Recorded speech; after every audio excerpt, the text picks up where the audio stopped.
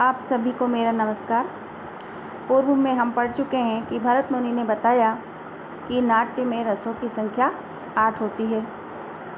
कौन कौन से 8 रस होते हैं? श्रृंगार, हास्य, करुण, रौद्र, वीर, भयानक, विभत्स और अद्भुत। इन 8 रसों के 8 स्थायी भाव होते हैं, ऐसा भी हमने पढ़ा था। जैसे कि श्रृंगार का रति, हास्य रस का हास, करुण का शोक। तो ये जो स्थायी भाव के बारे में हमने पढ़ा, तो स्थायी भाव है क्या? स्थायी भाव के लिए आइए हम पढ़ते हैं कारिका नंबर 17। रतिर्हासश्च शोकश्च क्रोधोत्साहो भयं तथा जुगुप्सा विस्मयश्चेति स्थायी भावा प्रकीर्तिताः। प्रस्तुत कारिका में 8 स्थायी भावों का कथन किया जा रहा है। प्रसंग क्या है? इस कारिका के संदर्भ में आप प्रसंग पूछें तो आप बताएंगे कि प्रसंग है, प्रस्तुत कारिका में 8 स्थायी भावों का कथन किया जा रहा है और इसका अन्वय इस प्रकार होगा। रति हास्यश्च शोकश्च। रतिः हासः शोकः क्रोधः उत्साह तथा भयं जुगुप्सा विस्मयः च इति स्थायी भावाः प्रकीर्तिताः। अर्थात रति, हास, शोक, क्रोध, उत्साह, भय तथा जुगुप्सा एवं विस्मय, ये 8 स्थायी भाव कहे गए हैं। कौन से स्थायी भाव हैं 8? रति, हास, शोक, क्रोध, उत्साह, भय, जुगुप्सा एवं विस्मय, ये 8 स्थायी भाव बताए हैं। अब इस कारिका के बारे में विस्तृत, स्थायी भाव के बारे में हम विस्तृत देखते हैं व्याख्या के रूप में। तो भरत मुनि बताते हैं स्थायी भाव के बारे में कि जिस प्रकार शुष्क काष्ठ में अग्नि शीघ्र व्याप्त हो जाती है, उसी प्रकार शरीर में शीघ्र व्याप्त हो जाने वाला मर्मस्पर्शी रसोद्भव भाव स्थायी भाव कहलाता है।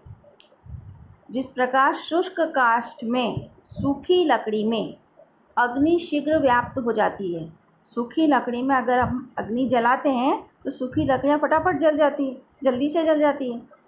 उसी प्रकार से हमारे शरीर में शीघ्र व्याप्त होने वाला जो मर्मस्पर्शी रसोद्भव का भाव होता है, उसे स्थायी भाव कहा है। उसे बताया है, यो अर्थो हृदय संवादी तस्य भावो रसोद्भवः शरीरम व्याप्ते तेन शुष्कम काष्ठम मिवाग्निना।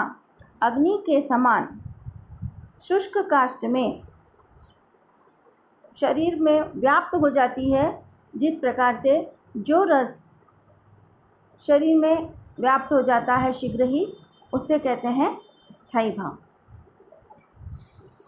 अब एक और उसका उदाहरण बताया है। जिस प्रकार से मनुष्यों में राजा, शिष्यों में गुरु श्रेष्ठ होता है, वैसे ही इस भावों में स्थायी भाव सर्वश्रेष्ठ होता है।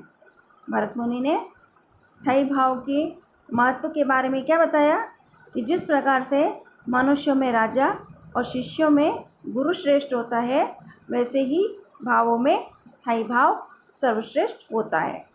यथा नराणां नरपतिः शिष्याणां च यथा गुरु एवं ही सर्वभावानां भावः स्थायी महानिः।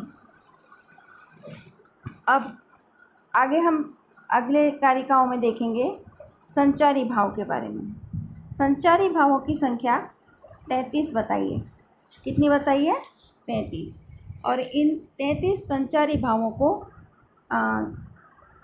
4 कारिकाओं में आपको बताया है। देखिए, कारिका नंबर 18, 19, 20 और 21। 18 कारिका नंबर है, निर्वेद ग्लानि शंकाख्यास तथा सूया मदः श्रमः आलस्यम चैव दैन्यम च चिंता मोह स्मृतिर्धतिः। अगली कारिका बताई है संचारी भाव के बारे में। व्रीडा चपलता हर्ष आवेगो जड़ता तथा गर्वो विषाद औत्सुक्यम निंद्रापस्मार एवच। कारिका नंबर 20 भी संचारी भावों के बारे में ही है। सुप्तम विबोधो अमर्षश्चाप्य विहितम अथोग्रता मतिर्व्याधिस्तथोन्मादस्तथा मरणे में वच। अगली कारिका नंबर 21 भी संचारी भावों के बारे में है। त्रातश्चैव विकस्तश्च विज्ञेया व्यभिचारिणः त्रयस्तिदश्मी भाव समाख्यातास्तु नामतः। तो प्रसंग है इस प्रकार कि ये जो चारों कारिका है, तो इन कारिकाओं में 33 संचारी भावों का कथन किया जा रहा है। संचारी भावों को ही व्यभिचारी भाव भी कहते हैं। अब उसका अनुवाद देखेंगे। संचारी भाव कौन कौन से हैं वो इन कारिकाओं में बताया है।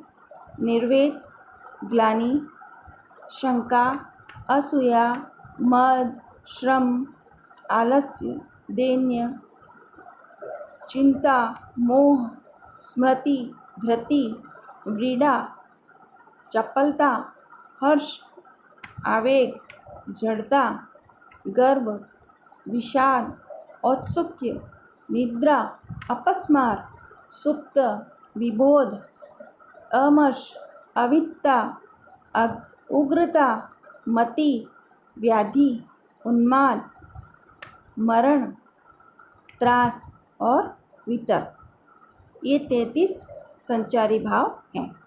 अब हम इन सभी संचारी भावों के बारे में समझेंगे कि निर्वेद, ग्लानि, शंका, असूया ये सब हैं, तो एक एक के बारे में हम उसका विस्तृत अध्ययन करेंगे।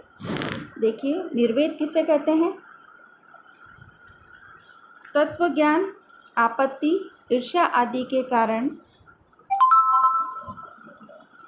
स्वयं के विषय में तुच्छता का भाव निर्वेद कहलाता है। स्वयं के विषय में तुच्छता का भाव आ जाता है, उस भाव को क्या कहते हैं? निर्वेद। दूसरा है ग्लानि। ग्लानि किसे कहते हैं? रति, परिश्रम, मनस्ताप आदि से उत्पन्न निरुत्साह ग्लानि कहलाता है।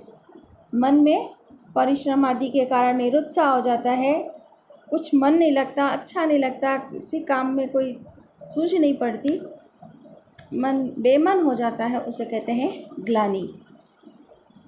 अगला देखो शंका। पर क्रूरता एवं स्वयं के दुर्व्यवहार के कारण होने वाले अनर्थ की संभावना। स्वयं के दुर्व्यवहार के कारण होने वाली अनर्थ की संभावना क्या कहलाती है? शंका। मन में कोई डर बैठ जाता है कि कोई न कोई अनर्थ होने वाला है, उस संचारी भाव का नाम है शंका। अगला है असूया। असूया का क्या अर्थ है? दूसरों के ऐश्वर्य को सहन न कर पाना और उनसे ईर्ष्या करना, ये भाव क्या कहलाता है? असूया।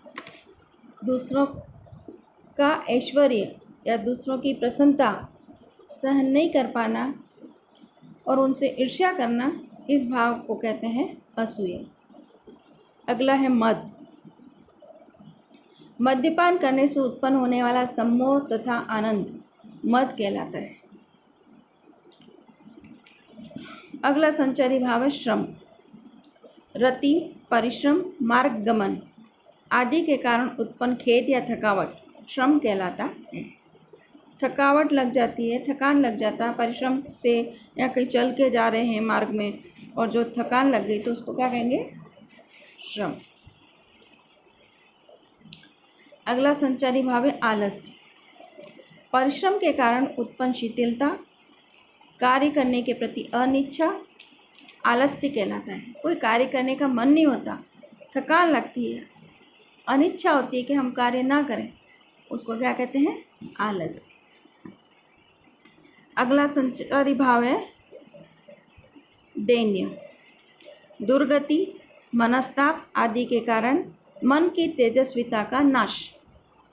मन की तेजस्विता का नाश दैन्य कहलाता है।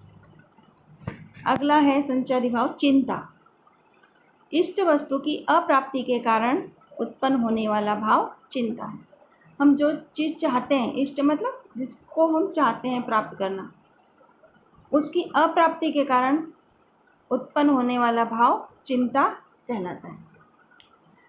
अगला संचारी भाव है मोह।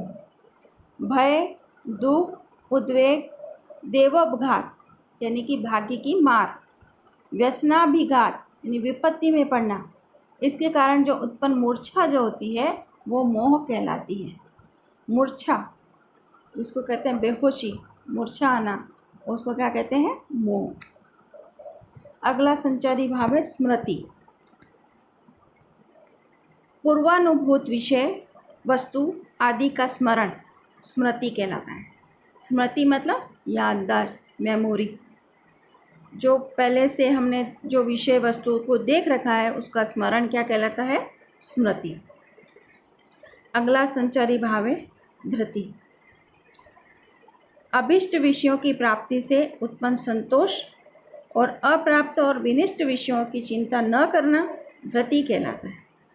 यानी कि जो अभिष्ट विषय हैं जो हम प्राप्त करना चाहते हैं वो प्राप्त हो गया तो हमको संतोष हो गया, और जो अप्राप्त है या जो नष्ट हो गया है उसकी चिंता भी नहीं करो, मन में संतोष रखो, धैर्य रखो, वही है धृति। उसी भाव को क्या कहा है? धृति नामक संचारी भाव। अगला संचारी भाव है व्रीडा। अनुचित आचरण के कारण जो लज्जा है उसे कहते हैं व्रीडा। अनुचित आचरण के कारण उत्पन्न लज्जा व्रीडा कहलाती है। अगला संचारी भाव आता है चपलता। ईर्ष्या, राग, द्वेष आदि के कारण चित्त की अस्थिरता तथा व्यक्ति का एक स्थान पर स्थिर न रहना चपलता कहलाता है। इसको हम चंचलता भी कहते हैं। मन का, चित्त का स्थिर न रहना, उसको क्या कहा है? चपलता। अगला स्थायी भाव है हर्ष। इष्ट वस्तु की प्राप्ति से मन की प्रसन्नता हर्ष कहलाती है। मन में जो खुशी आ जाती है किसी चीज़, चाहिए हुई चीज़ प्राप्त हो जाने पर, तो उस प्रसन्नता का जो अनुभव होता है वो है हर्ष नामक संचारी भाव। और ये जो संचारी भाव है वो है हर्ष। अगला है आवेग। अकस्मात घटित घटना से उत्पन्न मनोवेग आवेग कहलाता है। अचानक कोई घटना घट जाती है तो मन में जो भाव आते हैं वो क्या कहलाते हैं? आवेग। अगला है जड़ता। चिंता आदि के कारण किम कर्तव्य मूल हो जाना जड़ता कहलाता है। एकदम से ठगा सा रह जाना, कुछ सूझ नहीं पड़ना, इतनी चिंता हो जाना, इतना सोच में डूब जाना कि अपने आप को भूल जाएं, उससे क्या कहते हैं? जड़ता। आगे देखिए, अगला संचारी भाव है गर्व। गर्व कब होता है? विद्या, धन, रूप, ऐश्वर्य, उच्च कुल आदि के कारण उत्पन्न अहंकार गर्व कहलाता है। विद्या, धन, रूप, ऐश्वर्य, उच्च कुल आदि के कारण जो मन में अहंकार का भाव है वो क्या है? गर्व। अगला संचारी भाव है विषाद। विपत्ति निराकरण के उपायों के न होने से मानसिक संताप विषाद कहलाता है। कार्य में असफलता से उत्साह का नाश विषाद है। मतलब कोई विपत्ति आ गई है, उसका निराकरण का कोई उपाय नहीं सूझ रहा है और हमारे मन में टेंशन है, वही क्या है? विषाद। अगला संचारी भाव है औत्सुक्य। अभिलषित पदार्थ एवं प्रिय की प्राप्ति में विलंब सहन न कर सकना औत्सुक्य कहलाता है। उत्सुक यानी कार्य के प्रति उत्सुकता, कार्य के प्रति उत्सुकता का भाव ही औत्सुक्य है। अगला संचारी भाव है निद्रा। परिश्रम, थकावट, मद आदि के कारण चित्त की निश्चलता तथा इंद्रियों की व्यापार शून्यता निद्रा कहलाती है। निद्रा मतलब नींद, हम सो जाते हैं ना, नींद आना ही निद्रा है। जब हमारे इंद्रियों का व्यापार रुक जाता है, काम होना बंद हो जाता है, शरीर निश्चेष्ट हो जाता है, चेष्टाएं बंद हो जाती है, सो जाते हैं हम, वो नींद आना ही निद्रा है। अगला संचारी भाव है अपस्मार। ग्रहों के प्रभाव एवं आपत्ति के कारण उत्पन्न होने वाला चित्त का विकार अपस्मार कहलाता है। अपस्मार को मिर्गी भी कहा जाता है। अगला है सुप्त। निद्रा के कारण सो जाना सुप्त भाव कहलाता है। स्वप्न में जागृत अवस्था में दृष्ट विषयों का पुनः प्रत्यक्षवत अनुभव होता है। तो सो जाने का भाव क्या है? सुप्त भाव। अगला संचारी भाव है विबोध। निद्रा नाश के पश्चात उत्पन्न होने वाला ज्ञान चैतन्य विबोध कहलाता है। जब हमारी निद्रा नाश हो जाती है, हम उठ जाते हैं, तो उसके पश्चात जो हमको ज्ञान चैतन्य होता है उसको विबोध कहते हैं। विबोध का मतलब होता है जाग जाना। अगला संचारी भाव है अमर्ष। स्वयं से अधिक विद्या बल ऐश्वर्यवान व्यक्ति द्वारा किए गए अपमान से उत्पन्न अभिनिवेश की भावना अमर्ष कहलाती है। अभिनिवेश यानी बदले की भावना, कि हमारे से अधिक कोई विद्यावान है, बलवान है, ऐश्वर्यवान है और उसने हमारा अपमान कर दिया, तो हमारे मन में जो बदले की भावना उत्पन्न होती है उसको कहते हैं अभिनिवेश, और उसी को कहते हैं अमर्ष का भाव। अमर्ष नामक संचारी भाव जिसमें बदले की भावना होती है। अगला संचारी भाव है अवहिता। भय, गौरव, लज्जा आदि के कारण मनोगत हर्षादि भावों एवं अंग विकारों को छिपाना अविद्या कहा जाता है। हमारे मन के भाव भय के कारण या गौरव लज्जा के कारण या हमारे मन में जो हर्ष के भाव हैं और हमारे अंग फड़कते हैं या जो भी हमारे अंगों के विकारों को छिपाना अवहिता कहा जाता है। अगला संचारी भाव है उग्रता। शत्रुकृत अपमान आदि के कारण किसी शत्रु ने अगर हमारा अपमान कर दिया है तो शत्रु के प्रति चित्त की प्रचंडता, शत्रु के प्रति हमारा मन बड़ा कठोर हो जाता है और असहिष्णुता का जो भाव होता है वो उग्रता कहलाता है। उनको क्रोध आ जाता है शत्रु अगर हमारा अपमान कर दे तो इस प्रकार का चित्त की प्रचंडता का और अत्यंत असहिष्णुता का भाव उग्रता कहलाता है। अगला संचारी भाव है मति। शास्त्रों के अध्ययन मनन निध्यासन के उत्पन्न तत्व ज्ञान जो है उसको मति कहते हैं। और शास्त्रों के अध्ययन से मनन से निध्यासन से उत्पन्न जो तत्व ज्ञान की प्राप्ति होती है वो मति यानी सुबुद्धि। तत्व ज्ञान के कारण हमारा मन में जो अच्छे विचार जागृत होते हैं उस सुबुद्धि को मति कहा गया। व्याधि, वात, पित्त, कफ आदि से उत्पन्न रोग एवं मनस्ताप व्याधि कहलाते हैं। व्याधि मतलब बीमारी। अब बीमारी या व्याधि के 3 कारण बताए हैं, वात, पित्त और कफ। इससे उत्पन्न जो रोग है, हमारा मनस्ताप है, वो व्याधि या बीमारी कहा जाता है। अगला संचारी भाव है उन्माद। सन्निपात आदि के कारण चित्त का विभ्रम उन्माद कहलाता है। हमारे चित्त को क्या सही है क्या गलत है इस प्रकार से भ्रम हो जाता है, उसको कहते हैं उन्माद।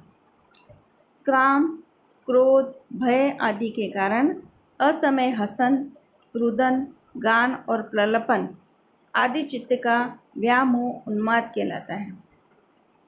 हमको असमय हम हंसने लग जाए, रोने लग जाए, गाने लग जाए, प्रलाप करने लग जाए, हमारा चित्त का सन्निपात हो जाता है, कुछ हम अपने आपे में नहीं रहते। इस प्रकार चित्त का जो विभ्रम होता है उसको उन्माद कहते हैं। अगला संचारी भाव है मरण। अस्त्र शस्त्र के प्रहार अथवा रोगादि के कारण शरीर का विनिपात तथा प्राणों का उत्क्रमण मरण कहलाता है।